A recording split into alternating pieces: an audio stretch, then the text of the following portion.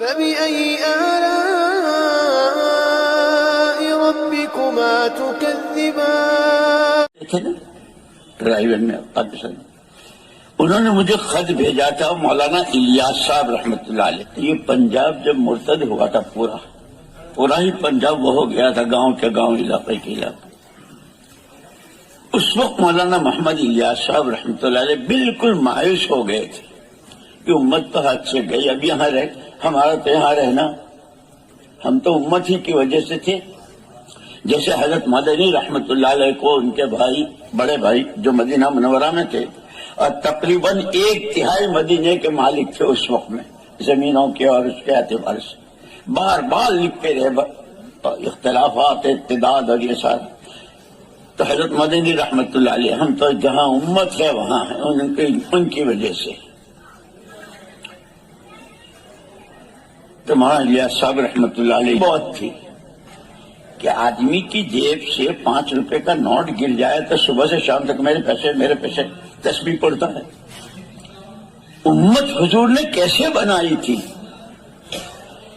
تمام قربانیاں آپ کی 23 سالہ آپ کے مجاہدے، پھر خلافت راشدہ اور ان کی قربانیاں، ان کے مجاہدے، انصار و مہاجرین اور سارا، اس سے امت بنی تھی. اور اسی لیے مولانا یوسف صاحب رحمۃ اللہ علیہ فرماتے تھے حضور نے امت بنائی تھی، قوم نہیں بنائی تھی. قوم بنتی ہے تعصب سے اور تہذب سے، گروپ بندیوں سے، میرا آدمی، میری زبان، میرا علاقہ، میرا، جس کو حضور نے عرفات میں سب عصبیت جاہلیت کو قدموں کے نیچے دفن کیا تھا. مولانا الیاس صاحب رحمۃ اللہ علیہ نے اس وقت کے جو حجاز مقدس کے چوٹی کے علماء تھے ان کو جمع کیا. اللہ تو الان کما کان، اس کے ہاں تو کوئی کمی بیشی کا مسئلہ نہیں. قرآن اس کا کلام، وہ بھی اس کے وعدے، اس کی وعیدیں بھی سب اسی طرح ہے. پھر امت کا یہ حال کیوں ہے، روز ذلت و خواری کی طرف کیوں ہے؟ علماء نے کہا کہ حضرت امت میں علم کی بڑی کمی ہے، علم کی کمی ہے، اس کی وجہ سے امت کا حال ہے.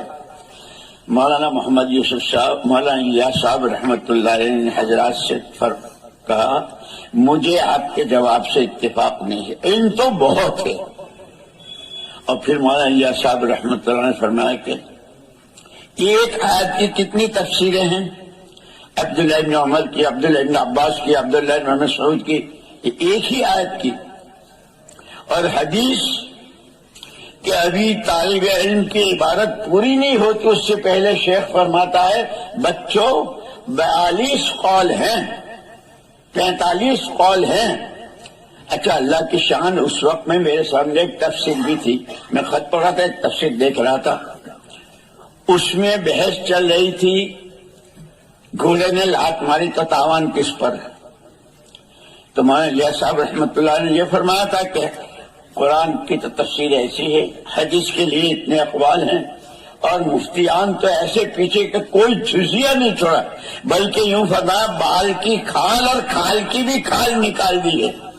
وہ بحث چل رہی تھی، گھوڑے نے لات ماری تو مفتی پیچھے پڑ گئے. کھڑا تھا کہ چل رہا تھا، کھڑا تھا تو یہ، چل رہا تھا تو یہ، تاوان کس پر؟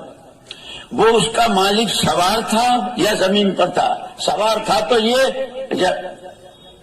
پیچھے سے ہانک کے لے جا رہا تھا گھوڑے کو یا آگے سے لگام پکڑ. مجھے ہنسی آگے پڑھتے پڑھا کہاں لات ماری تو نے، اس کی حالت خراب کر دی. یہ سارے مفتی پیچھے پڑ گئے. مولانا الیاس صاحب رحمۃ اللہ نے فرمایا کہ قرآن بھی وہی ہے، اللہ بھی وہی ہے، وعدے بھی وہی ہے، اور اس کے وعدے حق. پھر امت کا، پھر مولانا الیاس صاحب رحمۃ اللہ نے کہا الیس اللہ بکاف عبدہ من یتق اللہ یجعل لہ مخرجا، من یتق اللہ یجعل لہ من امرہ یسرا.